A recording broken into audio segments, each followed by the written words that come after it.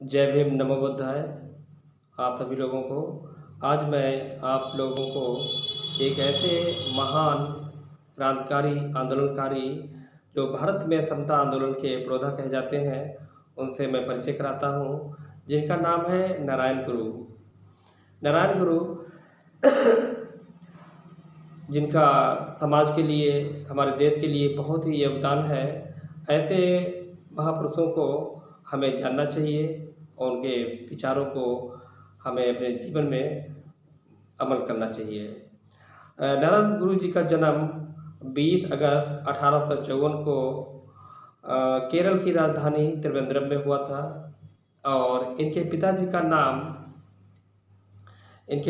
नाम मदन आसन तथा माता का नाम कुट्टी था। नारायण गुरु जी के पिताजी एक शिक्षक थे, संस्कृत सब्जेक्ट के अच्छे ज्ञाता थे और एक अच्छे ज्योतिषी थे। बात करते हैं नारायण गुरु जी की, जो बचपन में बहुत ही क्रांतिकारी, बहुत ही लगनशील, बहुत ही तेज तर्रार एक विद्यार्थी थे और अन्य विद्यार्थियों से काफ़ी भिन्न थे। इनका जीवन जो विद्यार्थी का जीवन जो था इनका, वो काफ़ी अच्छा था और काफ़ी होशियार बच्चे थे। क्लास में जो भी पढ़ाया जाता था ये बहुत ही कम समय में बहुत ही जल्दी से समझ जाते थे और अपने क्वेश्चन को अच्छी तरीके से सॉल्व कर देते थे। इनके जो बचपन का लाइफ है काफ़ी उत्पाती टाइप में, काफ़ी लोगों से विपरीत थे, क्योंकि देखते हैं कि इनके घर के पास में एक टेम्पल बना होता है, मंदिर बना होता है, जहाँ पे काफ़ी लोग वहाँ पे आते हैं। कोई लोग प्रसाद चढ़ाने के लिए, कोई लोग फल चढ़ाते हैं, कोई मिठाई चढ़ाते हैं और नारायण गुरु बचपन में उस फल को, उस मिठाई को उठा के खा जाया करते थे और कहा करते थे, यदि मैं प्रसन्न हूँ तो भगवान भी प्रसन्न रहेंगे। ऐसा इनका बचपन में ही विश्वास था। नारायण गुरु जब 15 साल के होते हैं तब इनकी माँ का देहांत हो जाता है। माँ जो है कुट्टी देवी, कुट्टी था उनका नाम, उनका देहांत हो जाता है और ये काफ़ी प्रभावित होते हैं इस घटना से।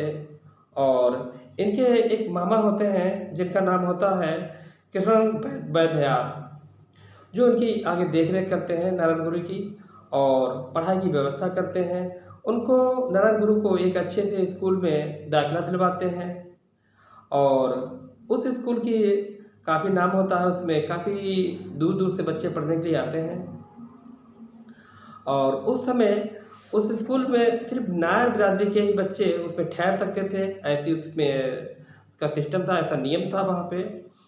नारायण गुरु उस समय बहुत ही प्रभावित होते थे ऐसी घटनाएं देख करके कि समाज में उस समय देश में इस तरीके की काफ़ी कुरीतियाँ फैली हुई थी, जिसमें वर्ण व्यवस्था, जाति व्यवस्था और अंधविश्वास, छुआछूत, ये सब चरम सीमा पे था।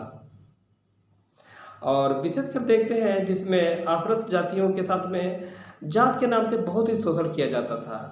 आश्रस्त जात के लोग ना तो खुली सड़क पे जा सकते थे, ना ही तालाब का पानी पी सकते थे, ना ही अच्छे कपड़े पहन सकते थे, ना ही वो शिक्षा ग्रहण कर सकते थे और ना ही वो लोग चप्पल जूता पहन सकते थे, ना ही वो लोग अच्छे नाम रख सकते थे।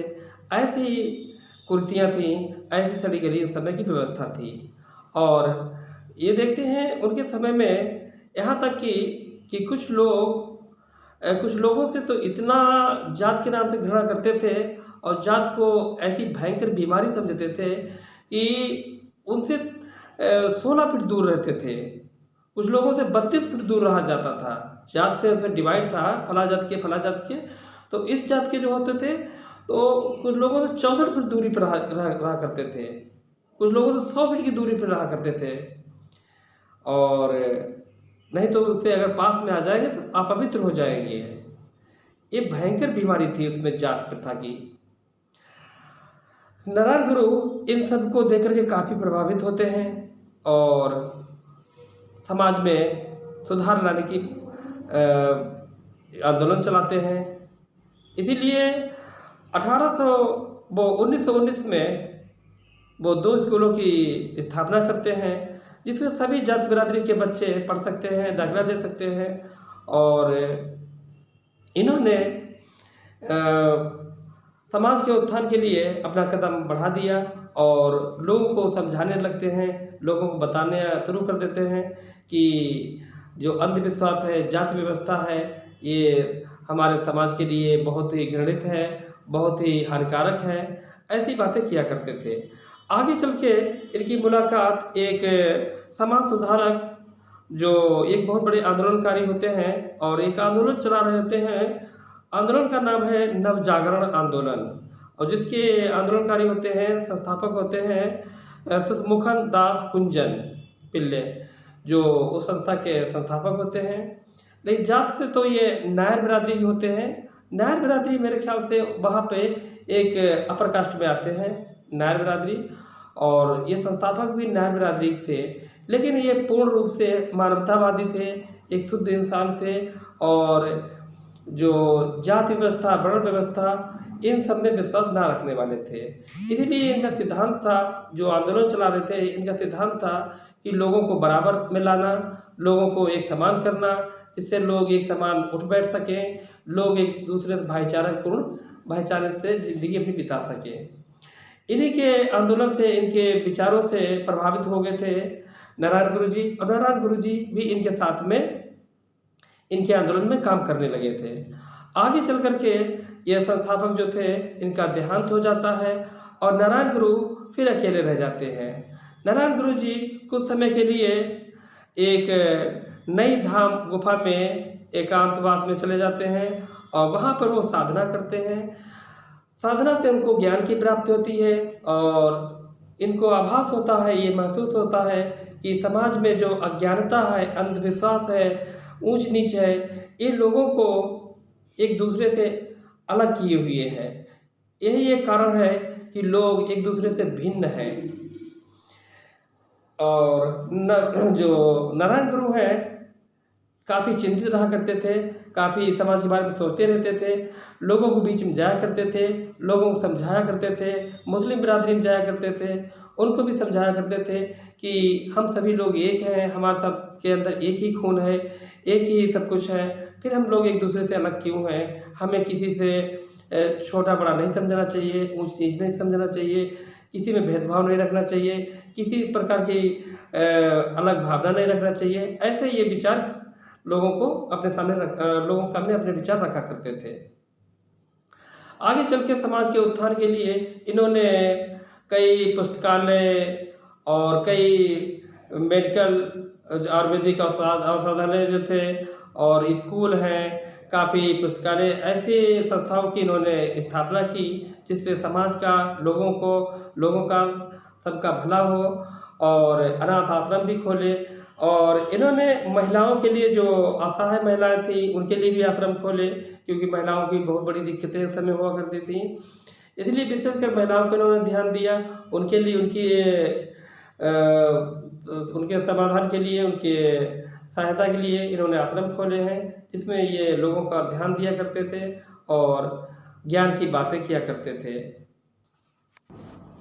आगे चलकर इन्होंने धर्म संघ नाम का एक संगठन बनाया था, जिसमें इनकी विशेषकर जो रूपरेखा थी उसमें कहा करते थे, यदि सशक्त होना है तो संगठित हो जाओ और स्वतंत्र होना है तो शिक्षित हो जाओ। तो उस संगठन की मेन रूपरेखा रहती थी और सभी वर्ग के लोग इनके संगठन में जुड़ा करते थे और ये लोगों को इसी प्रकार से बातों से प्रेरित किया करते थे।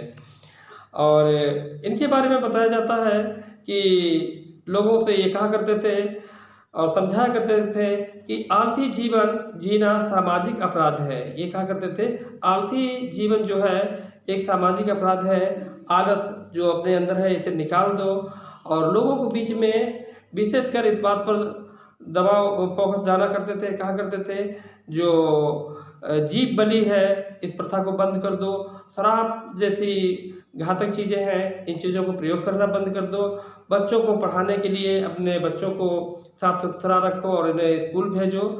और अन्य ऐसी धार्मिक परंपराएं या अन्य जो रूढ़ियां हैं, इन चीज़ों से मुक्त हो जाओ, ऐसे इनके विचार रहा करते थे। नारायण गुरु जैसे क्रांतिकारी विचारकों ने दलित समाज में सामाजिक व्यवस्था परिवर्तन करके लोगों को धूल से उठा करके जीवंत व्यक्ति बना दिया। और ऐसे महापुरुष को मैं बार बार नमन करता हूँ, और जिनका 20 सितंबर 1928 को परिनिर्वाण हो जाता है, और लेकिन उनके विचार, उनके संदेश आज भी जीवित हैं और हम लोगों के बीच में है। हम आप लोगों से अनुरोध करता हूँ, ऐसे महापुरुषों की आज भी हमारे समाज में उनकी ज़रूरत है, क्योंकि आज भी समाज में काफ़ी बुराइयाँ, काफ़ी अज्ञानता फैला जा रहा है। इसलिए ऐसे महापुरुषों को हमें उनके विचारों को आपके बीच में रखना है, और आप लोगों को भी ऐसे महापुरुषों की किताबें पढ़ते रहना है। धन्यवाद। जय भीम।